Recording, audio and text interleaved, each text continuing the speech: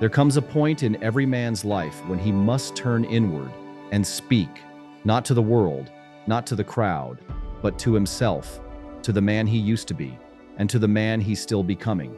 Because you cannot become what you're called to be without facing who you've been, and not with shame, not with regret, but with honesty, with courage, with reverence for the man who carried you this far, even when he didn't know how. So take a moment, close your eyes, and speak to him. The younger you, the one who was scared, or angry, or lost, or pretending to be strong when he was just trying to survive. Tell him what he never heard, that he was worthy, that he wasn't crazy, that his fire wasn't too much, it was just untamed, that his mistakes didn't make him weak, they made him real, and that one day he'd use all of it.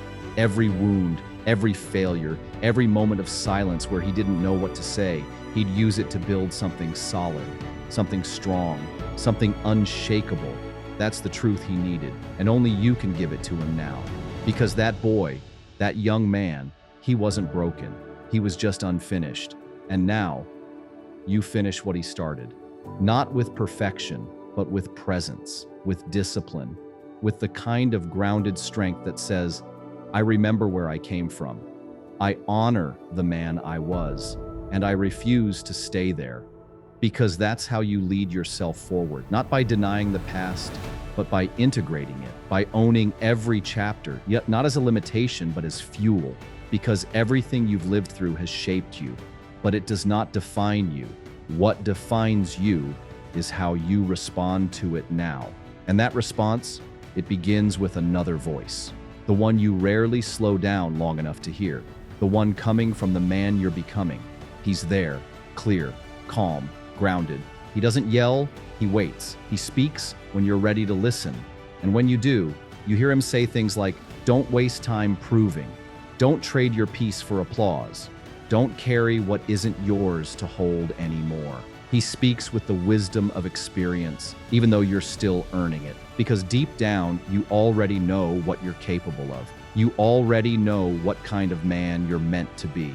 You've seen glimpses of him in the way you show up for others, in the way you speak when you stop trying to impress, in the way you lead when things get hard. He's not far away. He's close, but you can't reach him by racing. You reach him by remembering, by slowing down, by speaking to both timelines at once, to the man you were with compassion, to the man you're becoming with conviction. Because when those two finally meet, when the past is honored and the future is summoned, you arrive in the present with power. And that is where transformation begins. There's power in being able to look back, without getting pulled back, to see the man you were, not with judgment, but with clarity, not to dwell, but to understand, because every version of you has something to teach. The reckless one, the insecure one, the one who spoke too little or too much, the one who broke things he couldn't fix, the one who stayed silent when he should have stood tall.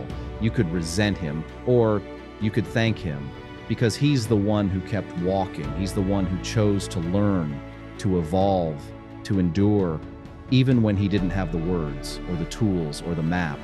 He showed up anyway, and that matters. It matters because it reminds you that growth is not about perfection. It's about momentum. It's about refusing to let the old you write the ending. It's about taking the pen back and writing with weight, with wisdom, with a steady hand that says, I know where I've been, and I know where I'm going. That's leadership, not just for others, but for yourself, because every man must become the leader of his own evolution. No one is coming to fix you. No one is coming to rescue you. But if you listen closely, someone is calling you. The future you, the man who stands with shoulders back and eyes clear, not because life has been easy, but because he stopped abandoning himself. The man who doesn't shrink anymore, who doesn't negotiate with his excuses, who doesn't flinch under pressure, because he's been through enough fires to know what he's made of. He's out there, already built into your potential, already whispering through your standards. And your job is to meet him, to become him, piece by piece, decision by decision, by choosing integrity over image, by choosing discipline over distraction, by choosing to speak even when your voice shakes. That's how the bridge is built between who you were and who you're becoming. And it's not one grand moment. It's thousands of small ones. Moments where you choose not to react the way you used to. Moments where you slow down long enough to breathe, to feel, to lead. Moments where you stop asking the world for permission and start listening to your own conviction. That is how the man becomes whole, not by erasing his past, but by owning it, and not by rushing his future, but by living it fully, presently, one grounded choice at a time. So speak to him, to both of them. Let the man you were know that he's forgiven, but not forgotten. Let the man you're becoming know that you're listening and you're ready. Ready to carry the weight, ready to sharpen the edge, ready to stop running from your own reflection and start rising toward your own potential. Because the moment you do, everything changes. You stop breaking cycles. You start building legacies. At some point, you realize the only man who can truly validate your journey is you. Not your father, not your friends, not the followers, just you. You, standing in front of your own reflection, asking if you're proud of what you're building. Not what you've built, but what you're building. Because the work is never done. The becoming is never complete. There will always be more edges to sharpen, more weight to carry, more truth to live. But here's the shift. You stop striving to become someone else. You start honoring the quiet progress of becoming fully yourself. And that version of you, the full, grounded, whole man, he is not found in a breakthrough. He's found in the practice of pausing, of reflecting, of speaking into your own soul with strength and gentleness at the same time. So take one more moment, one more breath, and speak to the man you were. Thank you for surviving what you did. Thank you for not giving up when it would have been easier. Thank you for carrying the weight that I now get to transform.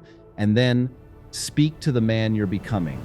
I'm coming for you. Not for applause, not for perfection, but because you are the kind of man the world needs.